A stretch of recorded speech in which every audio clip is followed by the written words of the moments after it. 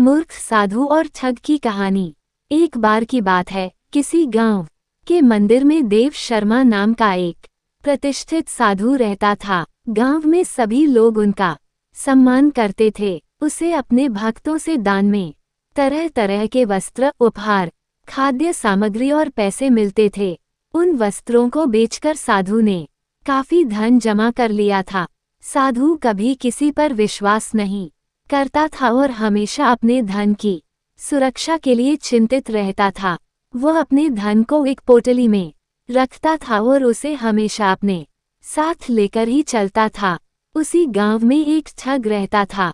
बहुत दिनों से उसकी नज़र साधु के धन पर थी। ठग हमेशा साधु का पीछा किया करता था, लेकिन साधु उस गठरी को कभी अपने से अलग नहीं होने देता।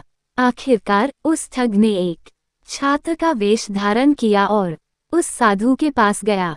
उसने साधु से मिन्नत की कि वो उसे अपना शिष्य बना ले, क्योंकि वह ज्ञान प्राप्त करना चाहता था। साधु तैयार हो गया और इस तरह से वह ठग साधु के साथ ही मंदिर में रहने लगा। ठग मंदिर की साफ सफाई से लेकर अन्य सभी कार्य भी करता था और ठग ने साधु की खूब सेवा की और जल्दी ही उसका विश्वास पात्र बन गया। एक दिन साधु को पास के गांव में एक अनुष्ठान के लिए आमंत्रित किया गया। साधु ने वह आमंत्रण स्वीकार किया और निश्चित दिन साधु अपने शिष्य के साथ अनुष्ठान में भाग लेने के लिए निकल पड़ा। रास्ते में एक नदी पड़ी और साधु ने स्नान करने की इच्छा व्यक्त की। उसने पैसों की गठरी को एक कंबल के भीतर रखा और उसे नदी के किनारे रख दिया।